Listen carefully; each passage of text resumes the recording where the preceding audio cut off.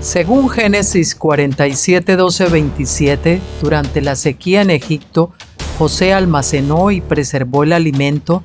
Para subsistir, la gente tuvo que venderlo todo y, al fin, incluso a sí mismos. Ese es el precio de vencer.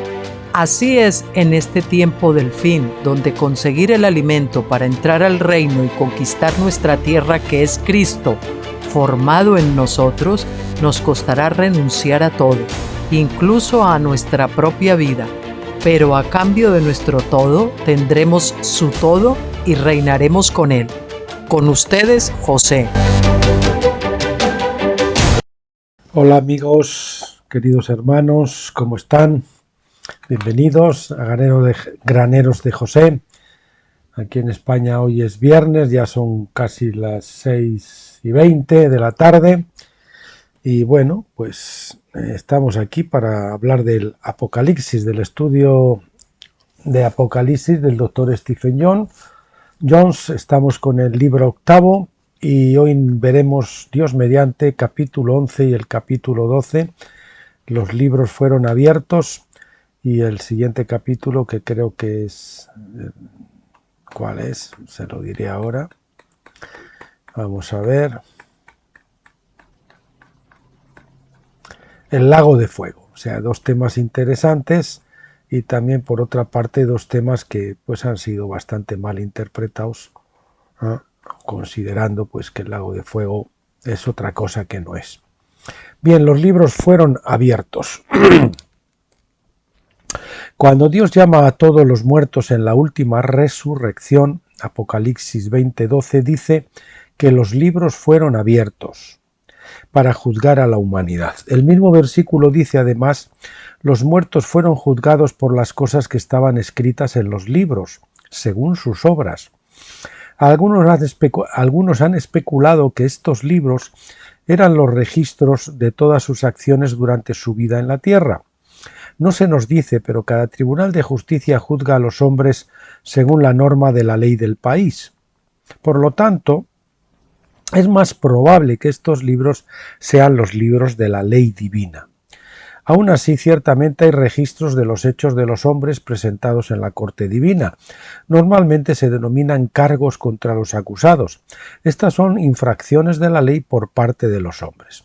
El libro de la vida. También hay otro libro en esta sala divina. Apocalipsis 20:12 dice, y otro libro fue abierto, el cual es el libro de la vida. De este libro se nos dice en el versículo 15, y si el nombre de algunos no se hallaba escrito en el libro de la vida, era arrojado al lago de fuego. El libro de la vida entonces contiene los nombres de aquellos que no serán juzgados en el lago de fuego, que como mostraremos más adelante es una esclavitud a largo plazo según la justicia bíblica. No una esclavitud al estilo humano, sino una esclavitud al estilo bíblico, que no es lo mismo, por supuesto. La misma presencia del libro de la vida muestra que algunos de los convocados ciertamente se encontrarán inscritos. Algunos muestra que algunos de los cabos ciertamente se encontrarán inscritos, vamos a poner más bien, inscritos en este libro y escaparán del lago de fuego. En otras palabras, muchos creyentes comparecerán en este juicio donde sus nombres se encontrarán en el libro de la vida. Como ven, hay creyentes en la segunda resurrección, como afirmó Jesús en Juan 5 del 28 al 29. No os maravilléis de esto, porque viene la hora en que todos los que están en los sepulcros oirán su voz, y saldrán los que hicieron las buenas obras a una resurrección de vida, los que cometieron las malas obras a una resurrección de juicio. Este libro de vida fue mencionado mucho tiempo antes en Éxodo 32, 31 al 33, cuando Moisés intercedió por Israel después de haber adorado al becerro de oro. Pidió ser quitado del libro en lugar de los israelitas.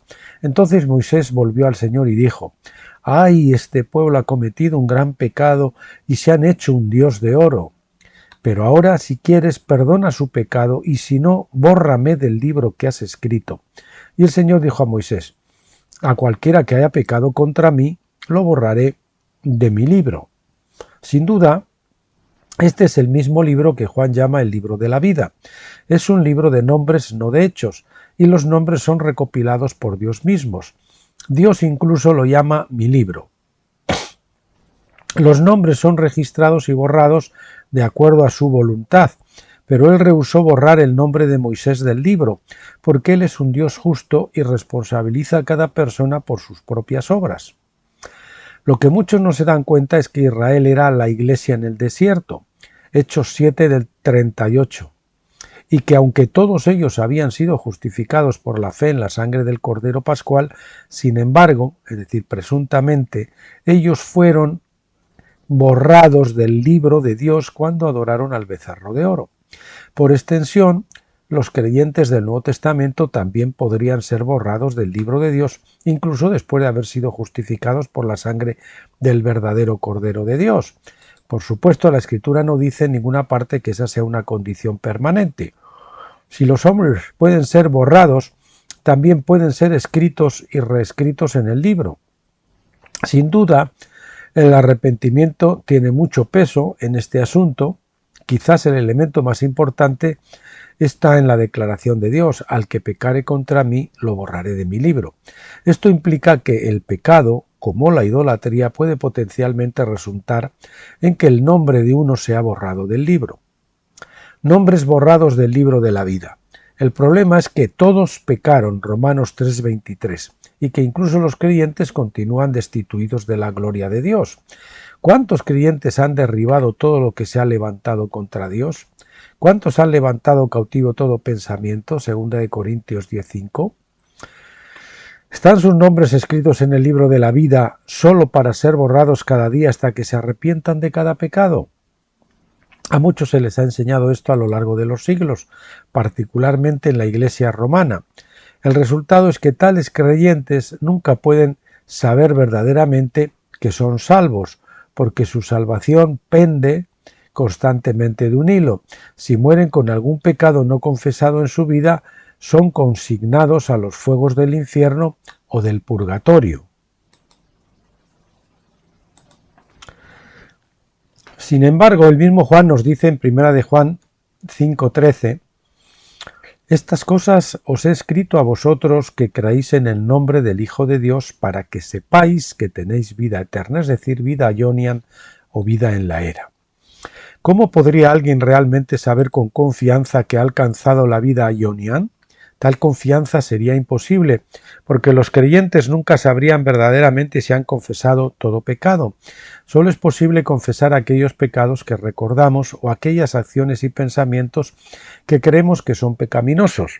Sin embargo, hasta que aprendamos la ley, nuestra cultura es nuestra norma, por lo que a menudo pecamos sin darnos cuenta. La respuesta a toda esta incertidumbre se encuentra principalmente en Romanos 4, que es donde Pablo expone sobre la justicia imputada. A los que tienen fe en Cristo, Dios les imputa o cuenta, la palabra es logizomai, la justicia de Cristo. Vamos a repetir esa frase porque la leí mal. La respuesta a toda esta incertidumbre se encuentra principalmente en Romanos 4, que es donde Pablo expone sobre la justicia imputada. A los que tienen fe en Cristo, Dios les imputa o cuenta, esa es la palabra logizomai, es una palabra contable, la justicia de Cristo. El resultado es que Dios llama lo que no es, a lo que no es como si fuera. Romanos 4:17. Así como Dios atribuyó muchas naciones a Abraham cuando no tenía hijos, así también Dios nos imputa justicia a nosotros mientras no la tenemos en nosotros mismos. En otras palabras, si nuestra fe es verdaderamente en Cristo y no en los hombres, o en la Iglesia, o en cualquier otro ídolo, Dios nos imputa la justicia para que podamos estar seguros de que tenemos una vida aionian aquí y ahora. Esta justicia es continua y Dios no necesita borrador ni secante de tinta para actualizar nuestro registro en su libro de la vida. Pero si nuestra fe está puesta en otras cosas, entonces somos tratados en consecuencia en la corte divina. Cuando los hombres obedecen a los hombres antes que a Dios, o cuando la fe de los hombres descansa en su propia promesa a Dios, o cuando su fe depende de la cobertura de su iglesia, o de su condición como miembros de la organización terrenal que consideran ser la Iglesia, ellos son entonces juzgados como si su fe estuviera en los hombres. Cada vez que pecan, sus nombres son borrados del libro de la vida, si es que sus nombres alguna vez fueron escritos en ese libro. Solo Dios puede juzgar eso. La fe y las obras de un vencedor. Este asunto de la fe está en el corazón de lo que significa ser un vencedor, que está calificado para reinar con Cristo sobre los demás.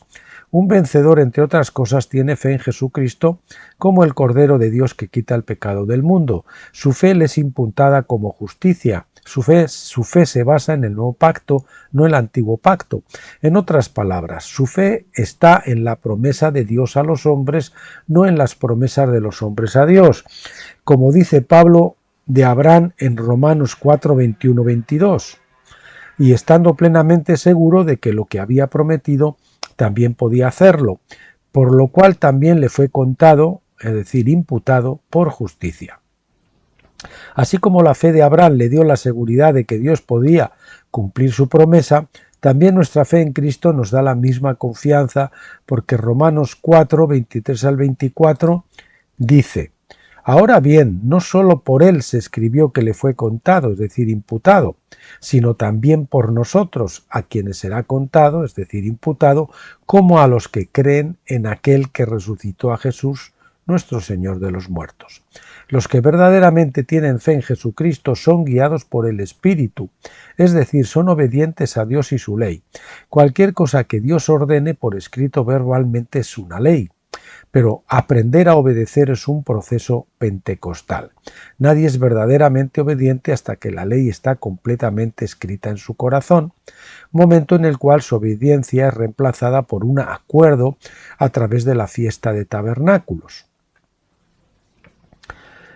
Pasar de obediencia pentecostal al acuerdo de tabernáculos. Sin embargo, incluso mientras aprendemos la obediencia, disfrutamos de la justicia imputada, de modo que no necesitamos cuestionar nuestra salvación mientras aún somos imperfectos. Nuestra fe no está en nosotros mismos, en nuestras buenas intenciones o en nuestra capacidad de mantener nuestros propios votos a Dios, sino en la intención y la capacidad de Dios de perfeccionarnos por la obra del Espíritu Santo en nuestros corazones durante un periodo de tiempo. La fe que justifica tiene confianza en la capacidad de Dios para cumplir sus promesas, juramentos y pactos. Para decirlo de otra manera, la primera obra de Cristo, representada por el primer macho cabrío de Levítico 16, el primer chivo, expía o cubre nuestro pecado. El segundo chivo quita nuestro pecado y esto se cumple en la segunda venida de Cristo.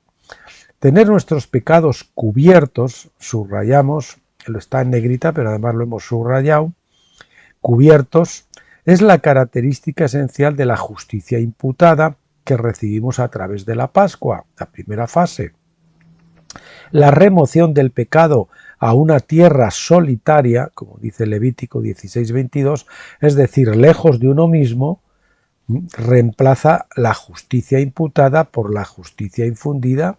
Ese es el proceso que hay en Pentecostés, y realmente ya cuando somos perfeccionados en tabernáculos, pues acabados de ser perfeccionados, ya en tabernáculos tenemos una justicia infundida en nosotros. Ya no solamente que estamos cubiertos, sino que el pecado ha sido quitado. Los vencedores pasan por el mismo proceso de purificación y refinamiento que es común a todos los creyentes. Tienen fe genuina en Cristo, más que en sí mismos, como dice Pablo, pero también se someten al Espíritu Santo para aprender la obediencia. La obediencia es el resultado de su fe, como nos dice Santiago. La mayoría de los cristianos están atrapados en algún lugar entre la fe y la obediencia. Solo Dios mismo es verdaderamente capaz de discernir y juzgar los pensamientos y las intenciones del corazón. No obstante, es claro que la primera resurrección es para los vencedores, no para los creyentes en general. La resurrección general o segunda incluye a los creyentes cuyos nombres están escritos en el libro de la vida, así como a los incrédulos cuyos nombres no se encuentran en ese libro. Las recompensas y los juicios divinos se repartirán según las obras o hechos de los hombres, como prescribe la ley. El libro del recuerdo o de memorias. Más bien creo que es el libro de memorias. Malaquías 3, 16 a 17 dice: entonces los que temían al Señor, hablaron entre sí, y el Señor prestó atención y lo oyó. Y fue escrito un libro de memoria delante de él para los que temen al Señor y estiman su nombre. Y serán míos, dice el Señor de los ejércitos, en el día que yo prepare mi propia posesión, y los perdonaré como el hombre perdona a su propio hijo que le sirve. ¿Cuál es este libro y en qué se diferencia del libro de la vida? El libro de la vida se basa en la Pascua y tabernáculos porque se enfoca en la justicia imputada, Pascua, y en la justicia infundida de tabernáculos. El libro de memorias parece enfocarse principalmente en Pentecostés. Es los que no han completado la etapa, porque está asociado con aquellos que son mi posesión, un término que también se usa en Éxodo 19:5, cuando Israel se paró al pie del monte. La King James Version lo traduce como especial tesoro en Éxodo 19:5 y mis joyas en Malaquías 3:17. En ambos casos se usa la palabra hebrea segulá. Esta fue una promesa de Dios como recompensa por la obediencia. Esta promesa ocurrió en el Sinaí, donde Dios descendió como fuego y pronunció los 10 mandamientos. Fue el día siguiente observado y reverenciado como Shavuot o Pentecostés. Parece entonces que el libro de memorias tiene que ver con los obedientes y no meramente con los que son justificados por la fe. Los verdaderos pentecostales son aquellos que escuchan y obedecen. La palabra Shema quiere decir escuchar y obedecer. Cuando Dios les pide que asciendan al monte hacia el fuego de Dios. Es decir, cuando somos llamados al bautismo de fuego, cuando llamamos al desierto, a seguir al Espíritu Santo al desierto, a la tribulación, para ser transformados, para que el Espíritu Santo gradualmente lleve a muerte nuestra carne, que ese es el objetivo de Pentecostés, pues entonces es cuando somos transformados y cuando realmente pues no nos negamos a subir al fuego de Dios. Esos son los obedientes. Eso es lo contrario de lo que ha hecho la Odisea, que es la iglesia de la complacencia, del servirse a sí mismo, de pasarlo bien, ¿verdad? De poco compromiso y mucha prosperidad, y la senda de la cruz mejor para otros.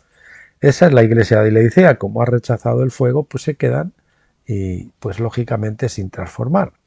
Los israelitas tenían miedo de Pentecostés y en Éxodo 20:21 se negaron, pero los 120 discípulos del libro de Hechos subieron al aposento alto para encontrarse con Dios y recibir el bautismo de fuego.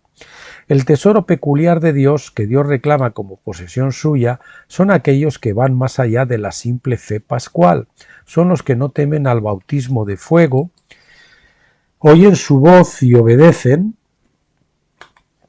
y entonces el Espíritu Santo comienza a escribir la ley en sus corazones, enseñándoles la obediencia hasta que estén completamente de acuerdo con la naturaleza y el carácter de Cristo.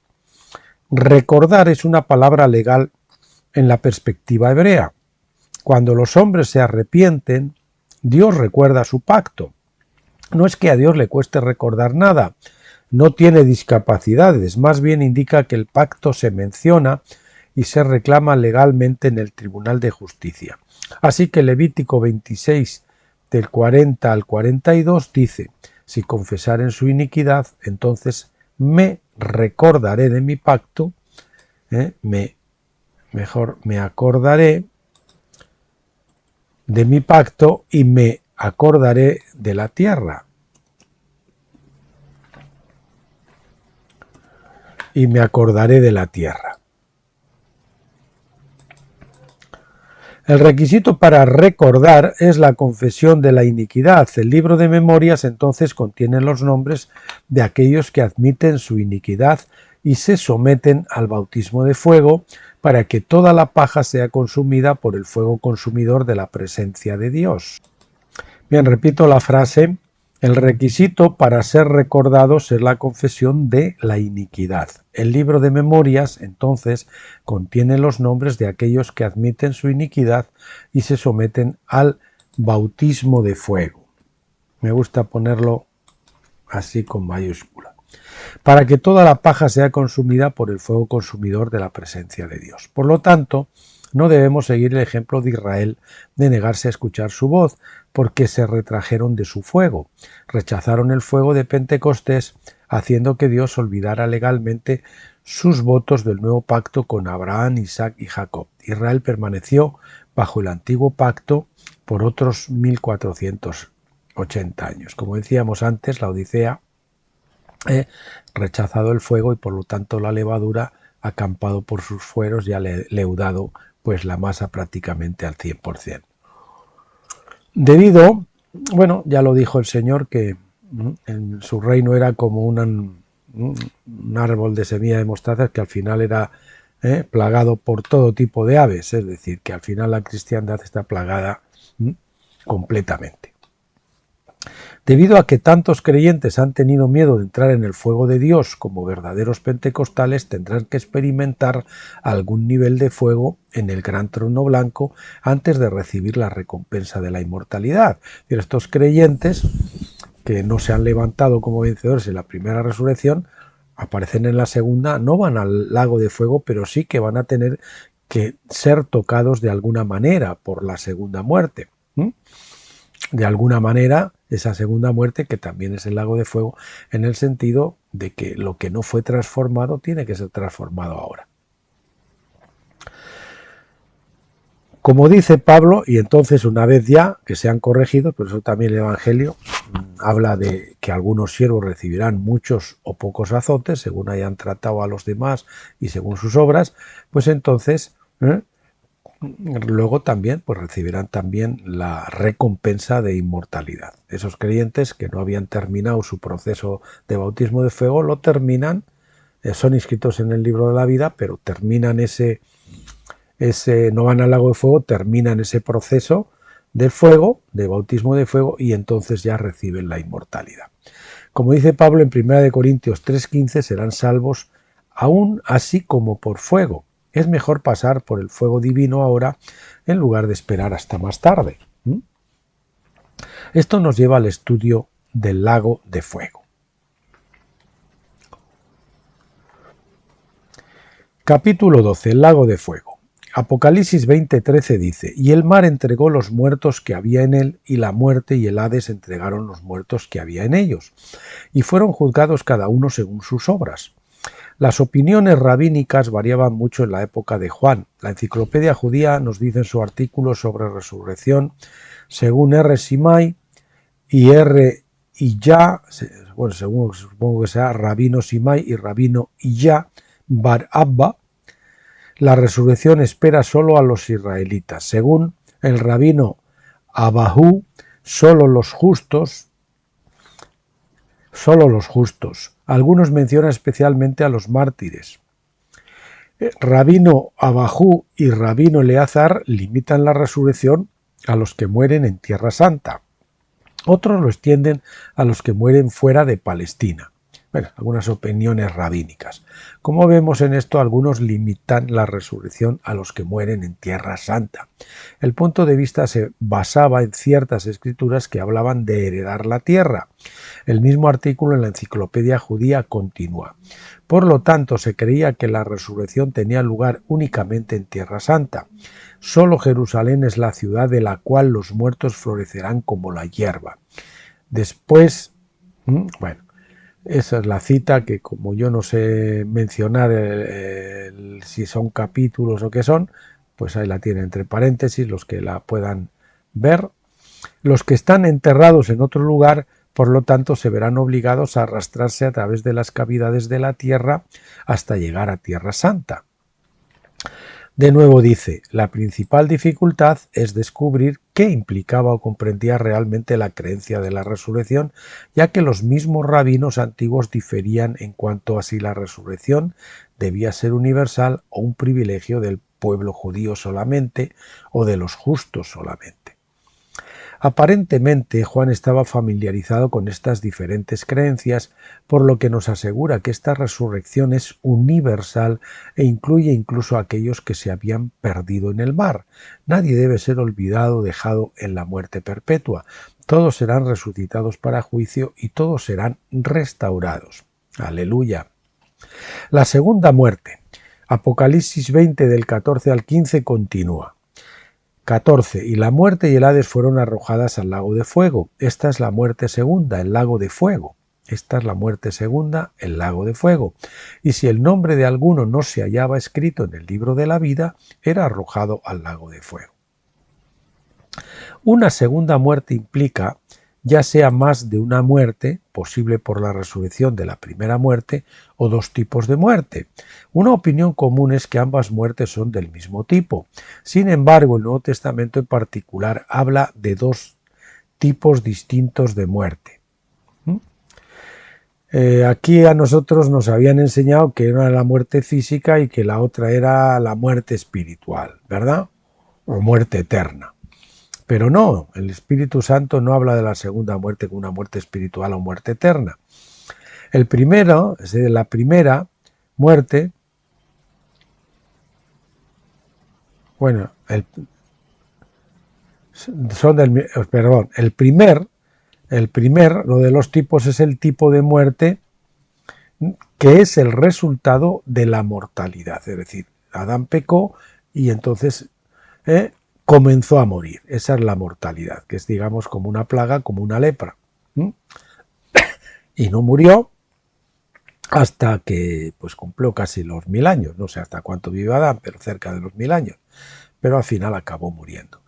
Que vino por el pecado de Adán. La segunda es la muerte de la carne, que Pablo experimentó cuando dijo en 1 Corintios 15:31, cada día muero. Es decir, estamos muriendo cada día, después de haber conocido al Señor, porque estamos muriendo al viejo hombre, o estamos transfigurando en el nuevo y muriendo al viejo. Pablo a menudo habla de hacer morir la carne o de crucificar al viejo hombre. Este tipo de muerte da como resultado una vida renovada, no una muerte real. Se logra principalmente al dejar de lado la voluntad de la carne para seguir la voluntad del espíritu.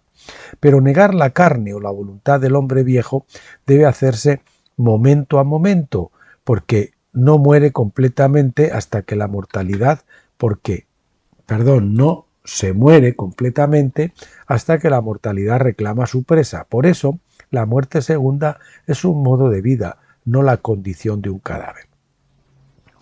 Pablo nos dice más en Romanos 6, del 6 al 7, según la Diaglot Emphatic. Sabiendo esto, que nuestro viejo hombre fue crucificado con él para que el cuerpo de pecado quede sin poder, para que ya no seamos esclavos del pecado, porque el que murió ha sido justificado del pecado. A mí me gusta decir, muerto el perro se acabó la rabia. En Pentecostés nos la pasábamos luchando contra los demonios, parece que nunca hacíamos nada, ¿verdad? Era como golpear al aire. Pero después de cruzar el Jordán, cuando morimos a la carne, pues como ya no hay base legal para que los espíritus malignos tengan una base de operaciones, pues nos dejan tranquilos.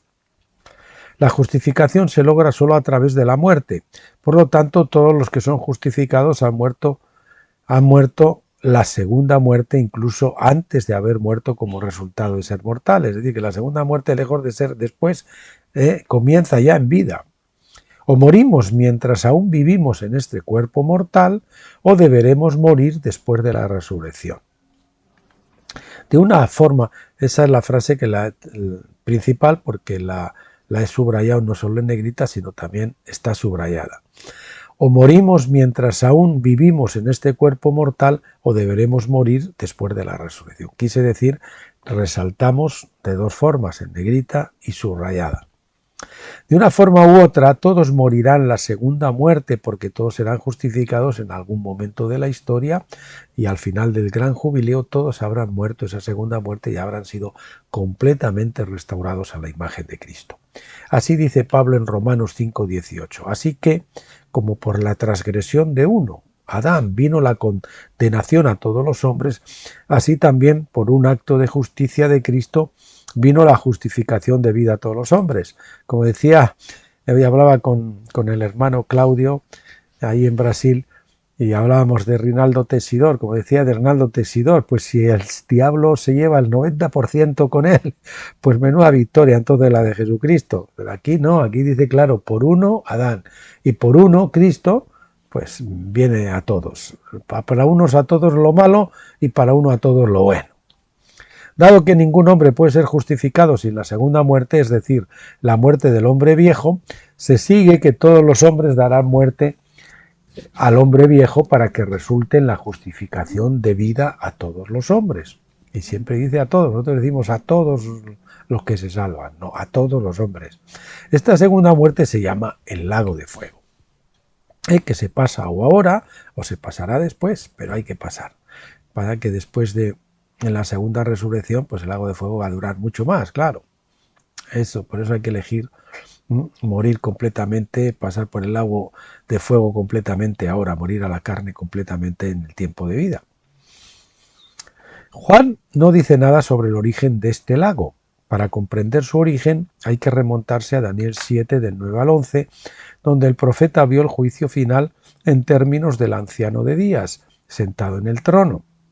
Leemos, su trono ardía en llamas, sus ruedas eran un fuego abrasador, un río de fuego fluía y salía de delante de él. El río de fuego fluía del trono del anciano de días para formar el lago que vio Juan. El río sale del río y va creciendo, al final se forma un lago. El río formó el lago, pero el río se originó en el trono de fuego. Los tronos representan la autoridad, que es el derecho de mandar y administrar leyes. El derecho a mandar y administrar leyes. Por tanto, cuando un monarca se sienta en un trono, gobierna por la ley. El fuego que brota de su trono, entonces representa la administración de la ley y el juicio sobre todos los que están siendo resucitados de los muertos. Moisés fue en realidad el primero en vislumbrar el trono de fuego y el juicio final, diciéndonos en Deuteronomio 33 del 2 al 4, ya saben, cuando ven ahí King James Version, imaginen que es Reina Valera. Y él dijo, Yahvé vino del Sinaí y de Seir se levantó hacia ellos, resplandeció desde el monte Parán y vino con 10.000 santos, de su diestra salía para ellos una ley de fuego. Sí, amó al pueblo, todos sus santos están en su mano. Todos sus santos están en su mano y se sentaron a sus pies. Cada uno recibirá de tus palabras. Y Moisés nos mandó una ley, una herencia para la congregación de Jacob. La ley de fuego vino de su diestra y al mismo tiempo todos sus santos están en su mano.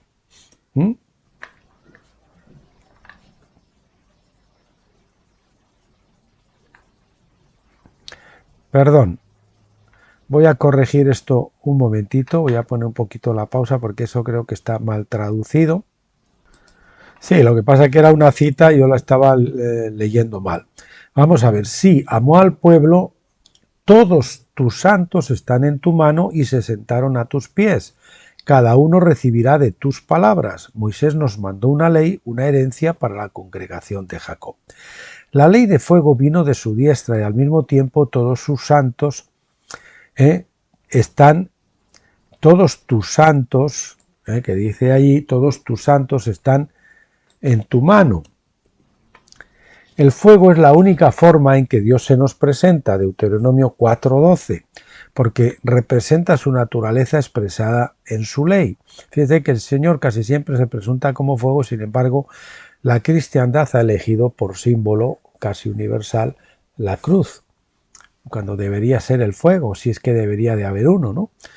Pero Moisés también vio a los santos en la mano de Dios. Esto nos muestra que los santos también tienen la misma naturaleza que Dios mismo, ya que la ley está escrita en sus corazones. Esta naturaleza de Dios es la herencia de la congregación de Jacob. El hecho de que estos santos estén en la mano de Dios también sugiere que ellos son administradores de la ley de fuego. El juicio de Dios no tiene lugar sin los santos, más bien los santos son parte del río de fuego. Así como el lago de fuego, es decir, el proceso de juicio y el resultado a largo plazo. Repito, más bien los santos son parte del río de fuego, así como el lago de fuego, es decir, el proceso de juicio y el resultado a largo plazo. Verdadera justicia. Está claro para todos que el fuego es el juicio de Dios. El fuego en la Escritura es el juicio de Dios, es la tribulación, es el desierto, es el fuego transformador y restaurador. Que no se nos olvide lo de restaurador. Sin embargo, muchos han pasado por alto el hecho de que los juicios específicos, es decir, las sentencias, se decretan de acuerdo con la ley de Dios. Todas las cosas están sujetas al estándar de la naturaleza divina. Cualquier cosa inferior, cualquier cosa inferior a eso debe ser juzgada para ser corregida y reconciliada. En ninguna parte la ley ordena o incluso permite el tormento eterno como juicio por ningún pecado. El juicio justo siempre es directamente proporcional al delito. Ningún hombre puede cometer tanto pecado en una sola vida como para justificar un juicio ilimitado. A menudo se dice que Dios debe juzgar todo pecado para ser justo y santo. Eso es ciertamente verdadero, pero es igualmente cierto que Dios debe juzgar con justicia para permanecer siendo justo y santo. Si el juicio es muy poco, es injusto. Si es demasiado, es injusto. La cuantía de la sentencia debe ajustarse con precisión al delito. Por lo tanto, si un hombre roba $1.000, pues debe devolver a su víctima $2.000, el doble por restitución. Éxodo 22:24 dice que tiene que ser el doble por restitución. Sentenciar a tal hombre a pagar 999, es decir, $1 menos, o 2001, $1 más, no alcanzaría la gloria, se quedaría corto de la gloria y la naturaleza de Dios mismo. Además, la misma ley divina pone límites al juicio. Para los delitos menores, la ley limita los azotes, diciéndonos en Deuteronomio 25:3, lo golpeará 40 veces, no más. Incluso si más de 40 azotes parecen estar justificados, la gracia prohíbe el azote número 41. Para los delitos graves, la ley limita la esclavitud a un máximo de 49 años. O cuando llegue el año de jubileo, Levítico 25:10. Incluso si al finalizar el periodo se debe más deuda, Dios extiende la gracia al deudor. Si en ese tiempo todavía, con su trabajo, todos esos años no ha pagado la deuda, no la tiene que seguir pagando, se cancela. Estos son ejemplos de la gracia de Dios incorporada en la ley. La gracia de Dios ha existido siempre. No digan que la ley ha sido sustituida por la gracia, porque la gracia existía ya en tiempo de la ley. La gracia, y la ley también es ahora, por cierto, porque no ha sido abolida. La gracia no contradice ni anula la ley, sino que limita la cantidad de juicio que se puede imponer. Yo quería decirles aquí también, por si no lo recuerdan, que no es lo mismo estar bajo la ley. No es lo mismo que la ley haya sido quitada que estar bajo la ley.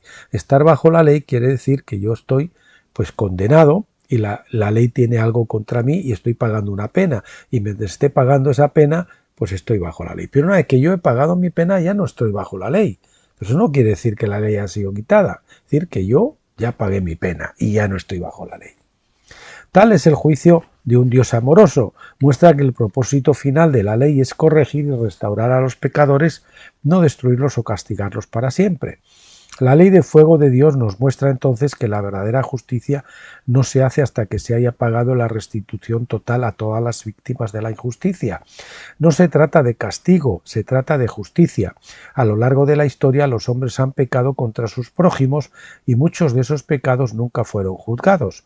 Muchos pecadores se salieron con la suya con sus crímenes, especialmente aquellos que eran lo suficientemente ricos o poderosos para permanecer inmunes al enjuiciamiento, como les pasa hoy, ya saben ustedes a quién, a nuestros queridos amigos políticos, especialmente los globalistas, que te encierran por una gallina o por no haber podido pagar o por retrasarse en el pago del IVA, pero ellos roban y todos tienen cuentas fiscales. Todavía estoy publicando en Telegram del juez Presencia, que es un juez parecer no corrupto, que está sacando todas las cuentas que tienen todos políticos, empresarios,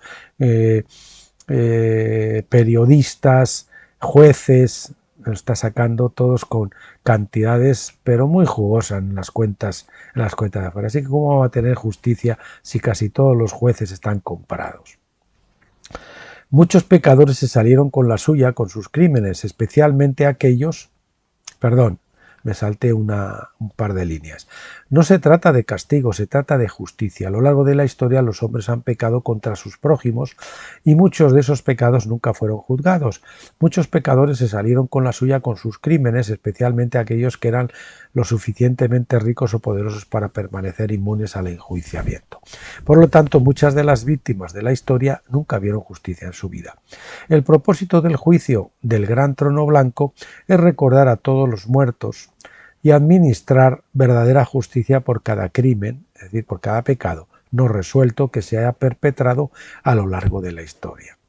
Solo cuando todo pecado haya sido juzgado según la ley se puede decir que se ha hecho justicia, o se podrá decir que se ha hecho justicia. La pena de muerte. Esto es interesante también para aquellos que no tienen claro el tema de pena de muerte sí o pena de muerte no. Este simple principio de la ley de Dios nos muestra que aunque la pena de muerte es uno de los juicios divinos, nunca puede traer justicia a todos en la escala requerida por la naturaleza de Dios. Los que creen que el lago de fuego aniquila a los incrédulos no entienden la ley ni la exigencia de justicia. Si se mata a un ladrón, ¿cómo se recompensa a su víctima por su pérdida? No, al ladrón se le debe exigir que pague restitución y una vez que se logra, la ley perdona su pecado y no tiene más interés en su caso. Los libros están cerrados. El perdón es obligatorio, se hace justicia y dar muerte al pecador es un castigo excesivo e injusto, violando la naturaleza de Dios. La pena de muerte fue instituida cuando Dios juzgó a Adán imponiéndole la mortalidad a él y a su descendencia. Este fue en realidad un acto misericordioso, ya que retrasó su muerte real, dándole tiempo no solo para arrepentirse, sino también para experimentar la segunda muerte mientras aún vivía. Todos nos beneficiamos de la misma manera, excepto aquellos que mueren jóvenes. Más tarde, cuando Dios dio la legislación a través de Moisés, algunos pecados estaban más allá de la capacidad de los tribunales terrenales de juzgar adecuadamente. El asesinato premeditado, por ejemplo, no tenía solución porque los hombres no podían restaurar a sus víctimas resucitándolas de entre los muertos, obviamente. Si un hombre robó a otro, lo que es un secuestro, robar a una persona, ¿cómo podría devolverle dos hombres como lo exige la ley? La violación de una mujer comprometida o casada no se podría deshacer en un tribunal de justicia, porque los decretos de los jueces terrenales nunca podrían deshacer la violación de una mujer. Todos estos pecados requerían la pena de muerte, a menos que el pecador fuera perdonado por la víctima de acuerdo con la ley de derechos de las víctimas. En tales casos la pena de muerte no estaba diseñada para castigar, sino para apelar el caso ante el Tribunal Superior. Como nosotros aquí eso no podemos solucionarlo, te lo enviamos a ti ya desde este momento al Tribunal Superior para que ahí se resuelva cuando se tenga que resolver. Donde se escucharía en el Gran Trono Blanco el final de la era. Solo ese tribunal es capaz de administrar justicia en estos casos difíciles. De hecho, Estos casos no son tan difíciles como para que Dios deba dar muerte a los pecadores de forma permanente. Es decir, en los casos complicados, como la pena de muerte, no estaba diseñada para castigar, sino apelar el caso ante el Tribunal Superior y donde se escucharía en el Gran Trono Blanco al final de la era. La pena de muerte no resuelve el problema de la injusticia, nunca es el final de la historia, no es la solución final al problema del pecado, ni es permanente. La meta final de la historia es que Dios reclame todo lo que es suyo por derecho de creación, reconciliar todo lo que Él ha creado, Colosenses 1, 16 al 20, y poner todas las cosas bajo los pies de Cristo para que Él pueda ser todo, en todos. Primera de Corintios 15, 28. La segunda muerte es un tiempo de corrección, donde los hombres pagan sus víctimas o son vendidos como esclavos para pagar su deuda hasta el jubileo y poder ser restaurados. En el jubileo todos los pecadores vuelven a su herencia perdida y Cristo mismo recibe la herencia plena que siempre fue suya desde el principio. Por tanto, el lago de fuego que describe la segunda muerte es el juicio de Dios con el fin de restaurar el orden lícito de acuerdo con los juicios de la ley. Se nos exhorta a morir diariamente, pero si no lo hacemos en esta vida, lo haremos en la era siguiente al juicio del Gran Trono Blanco. Esta es la naturaleza del fuego en el lago del fuego. Bien, que como saben no es un lugar de fuego literal de tortura eterna, sino un fuego transformador y restaurador. Bien, pues nos quedamos aquí hoy. El siguiente capítulo que veremos cuando volvamos a tocar Apocalipsis será la esclavitud bíblica y el lago de fuego. Seguimos esclareciendo un poquito más el tema del lago de fuego, en este caso relacionado con la esclavitud bíblica, que es a lo que van a ser sometidos durante ese periodo los pecadores, ¿verdad? Los que fueron sentenciados al lago de fuego, que va a ser un proceso de transformación por la ley de fuego, sometidos a los vencedores, eso les anticipo. Y bueno, pues Dios mediante también el próximo vídeo, al que les emplazo a todos ustedes, pues continuaremos con ese estudio que estamos haciendo del bautismo Espíritu Santo, que creo que va a ser la parte sexta ya, que nos queda la sexta y luego la séptima. La sexta para terminar y la séptima va a ser un poquito el testimonio de lo que ha sido para mí el bautismo de fuego a lo largo de toda la etapa, empezando por la Pascua, Pentecostés, hasta que, pues cruzando el Jordán, pues entré en la etapa de tabernáculos, porque a algunos pues le puede servir, aunque no todas las experiencias son lo mismo. Así pues, les encomiendo a la gracia del Señor y nos vemos, Dios mediante. Hasta pronto.